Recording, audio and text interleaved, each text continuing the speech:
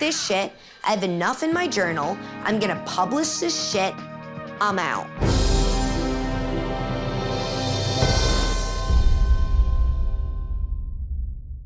Hello, my name is Matt Corley, and tonight we're going to talk about Watergate. Let's begin. Washington, D.C., 1972. 5 Watergate burglars are arrested in the Democratic National Committee headquarters. What are they doing there? Why are they breaking in? The young upstart reporter, Robert Woodward, goes to the hearing. One of them, when the judge is asking these 5 burglars, who do you work for? The CIA. Excuse me, could you say a little bit louder? The CIA. Robert Woodward is on to something. Oh, look at this sweet little fat guy. Where do you gotta be right now? Okay, let's go back in time. The year is 1970. A young Robert Woodward, a lieutenant in the Navy. He's sitting next to this older, distinguished man saying, I'm soon to be out of the Navy. What am I gonna do with my life? Am I gonna become a lawyer like my father wants? And this older man presents himself as a mentor, saying, so listen to me. You're working for truth. Stay with it. And young Robert Woodward takes away from this thing, I can depend on this man. I can call on this man at some point to give me information. That man is Mark Felt, Deputy Director of the FBI. Let's flash forward a little bit. Robert Woodward and his partner, Carl Bernstein, decide to call on his old buddy, Mark Felt, for information about Watergate. Felt says, I can't talk to you on the phone about this. I'm Mark Felt, and I did spy times in World War II, and I know how this works. You get the New York Times every day at your door. At page 20, I will draw a little clock that says what hour I want to meet you. And here's the thing. Anytime you want to meet me, Mark Felt says, I need something that I could visually acknowledge. Woodward says, I do have this potted plant that I keep out on my balcony. I could move that. And Mark Felt is like, here's the thing. I want to meet you at this underground parking garage in Virginia, but anytime you want to meet, leave out the back stairs. Walk a couple of blocks, get in a cab, take that cab, get out of the cab, walk a couple blocks, get in another cab, get in that cab, get out of that cab, walk a couple blocks to the Virginia parking garage that I previously talked about. Woodward meets Felt, and he says,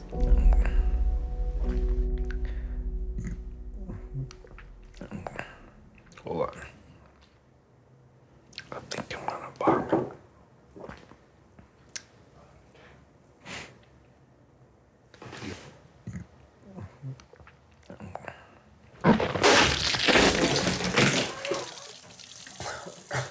Sorry, pal.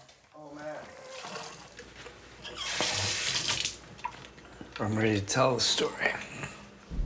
Woodward meets with Mark Felt, and he says, could you tell me a little bit about why these guys might be connected? And he says, put the pieces together, you dumbass. It's all in front of you. Do the work. Just be careful. Watergate is the tip of the iceberg. And when Robert Woodward took his secret source to the Washington Post, he said, my source is deep background. That means he cannot be identified. Their editor at the Washington Post said, yeah, you keep calling him deep background, but I'm gonna call him deep throat, based on the pornography film that was very popular, which dealt with natural ladies, you know? And so Woodward and Bernstein figure out that this money connected to these burglars goes all the way to the Watergate administration, to the Nixon administration. Richard Nixon.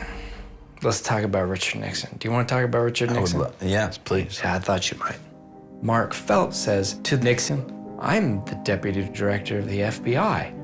I'm gonna look into this rascal deep throat. And further, I'm gonna set myself up as head of the investigation. So Nixon's top aide, Haldeman, says, I think Mark Felt is deep throat. And Nixon says, no, why would he do that? And when the Watergate hearings gets to a boiling point, Nixon is like, I never knew of this Watergate break-in to discover information about the Democrats. And after that, he says, I am not a crook. Nixon knows he's and he says, there's nothing I can do about it. Nobody's gonna trust me at this point. I gotta step down. Hand me some cookies. All I know is I'm eating cookies and none of you are. Do you guys want some cookies? No, we'd like watching. You have no ambition? The interesting thing about this take we're taking on it is all the stories we know of Watergate is who's Deep Throat? But now we can tell the story knowing who Deep Throat is. And in the end, you can toss aside Richard Nixon for all his cynicism. You can toss aside Deep Throat for all his cynicism.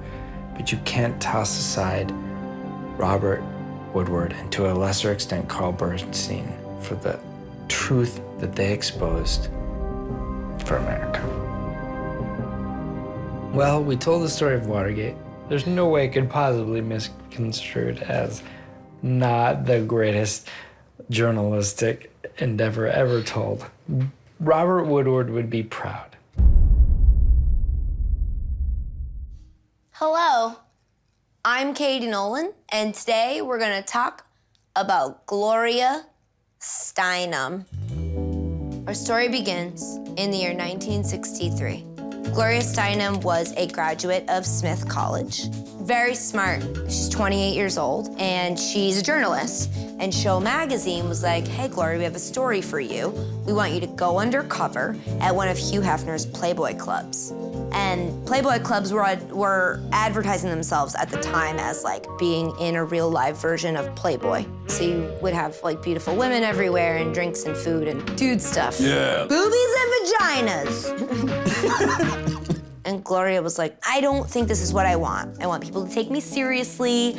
And her editor was like, I think this could be your chance to call Hugh Hefner out on his goddamn bullshit. And she was like, you're right, I'm in, let's do it.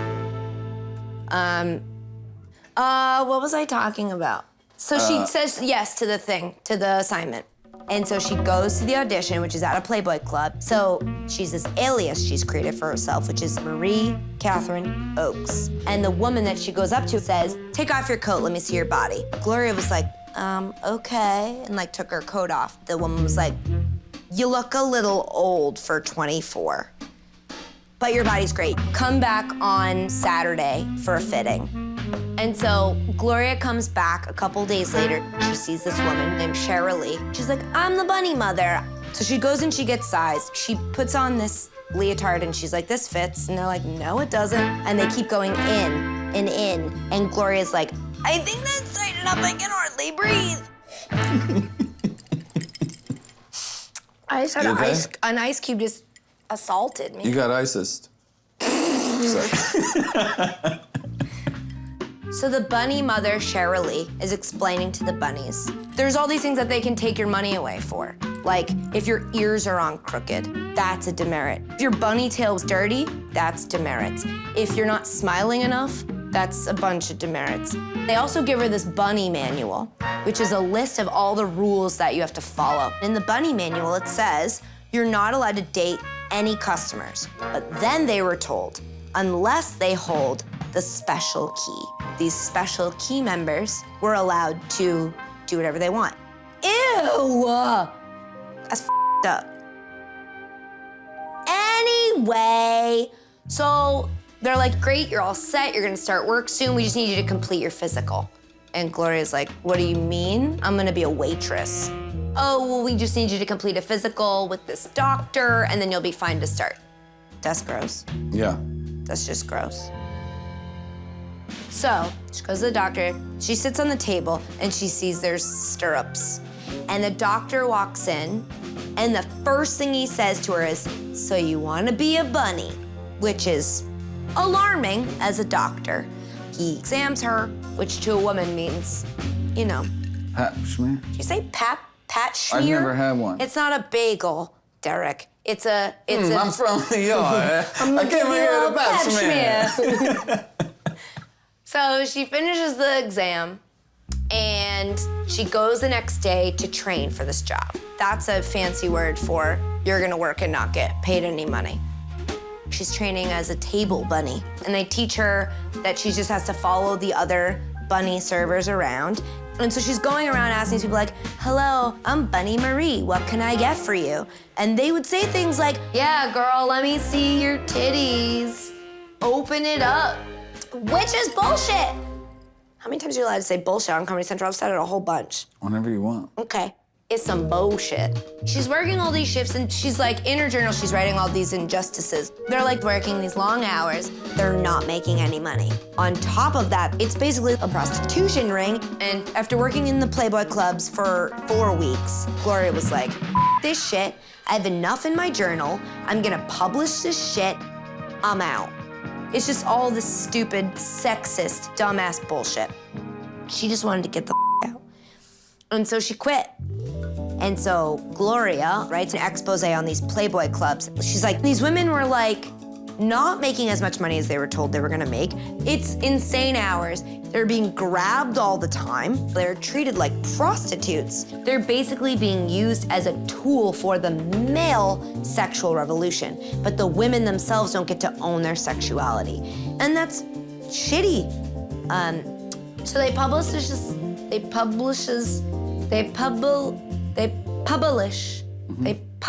story in the magazine. So the world reads this article, and to his very tiny credit, Hugh Hefner says, wow, yeah, maybe they won't have to go to these physical exams anymore. And you know what? I'm gonna stop making them have to give so much of their money to us if they make a mistake, which is like a really cool thing that Hugh Hefner did. But also not as cool as just like always treating them that way. This article made Gloria Steinem a household name. And she went on to be this huge feminist icon. It's tough, but I swear to God, if it weren't for Gloria Steinem, I wouldn't be able to be on TV. It's very hard to be a woman that's like, I love sports. And you have stuck to your guns ever since you started, and that is what... You cried. I'm sorry. No. Can I get somebody else to do this?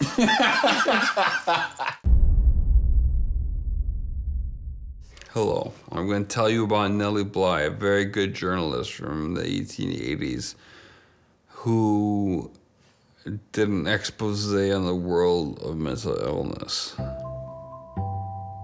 Nellie Bly was a very strong-minded woman. She gets a load of a column from a local Pittsburgh paper, and it's super sexist. The article was like, chicks gotta stay in the kitchen. Girls gotta, why even bother being educated when you just gotta get married and have babies? And she was like, F this guy. Girls are better than being in the kitchen, being wives and sewing. I'm super smart, and I'm gonna show you I'm super smart, just to prove that, like, women are awesome. So Nellie Bly went to New York City, and she knocked on every newspaper door in the city. And who answered the door? Joseph Pulitzer himself. And he's like, listen, I don't take you seriously, but I have an assignment. I want you to pretend to be crazy and get committed to the insane asylum of New York City, Blackwell's Island. Nellie Bly said, okay, I'll do it. And he was like, what? And she was like, I will go into the insane asylum and give you a really good report. Right? Right?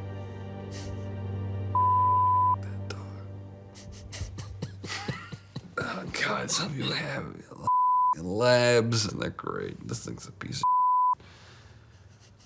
All right, so Nellie Bly, she never saw a crazy person before, so she went in front of a mirror and made funny faces, like bruh. See this face? See this face? She had no idea what crazy people to say. It was it. She was like, okay, this is how I'm gonna be crazy.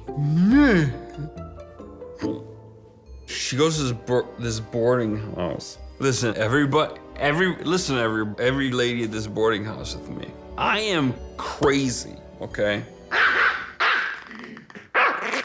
What? What? Oh, you're crazy. Nellie, you're crazy. You're crazy. Yes, you're crazy. The headmistress was like the center of the insane asylum. And Nellie Bly was like, yes, this is working. This is super working for me. I'm super happy. And she finds herself on Blackwell's Island.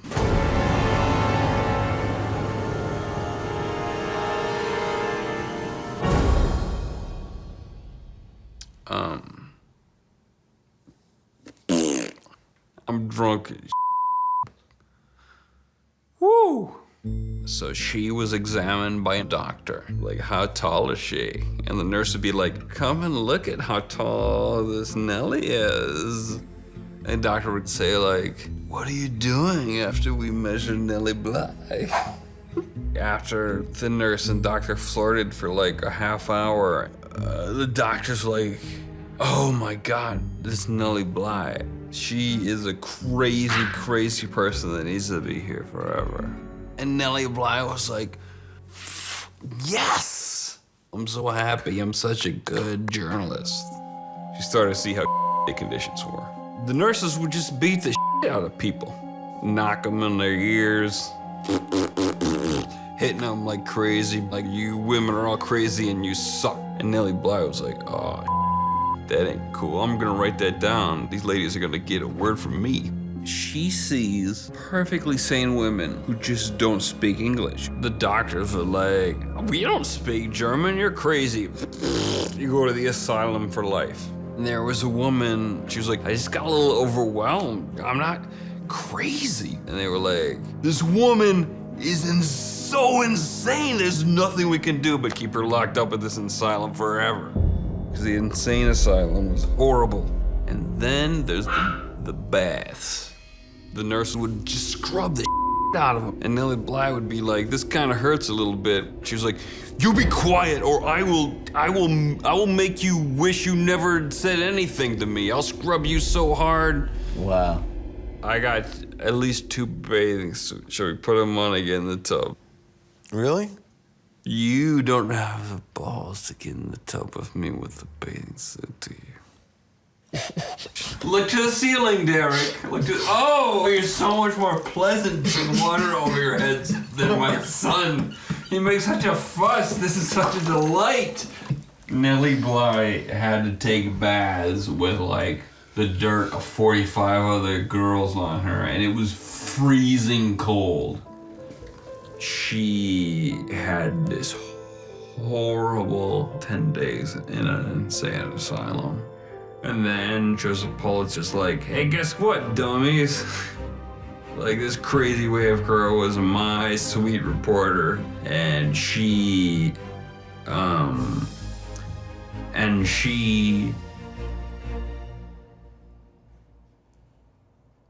wasn't insane.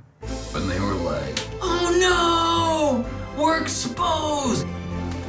And she wrote an article that exposed everybody. All of a sudden, money was flowing like crazy to mental health institutions. She changed the world of mental health.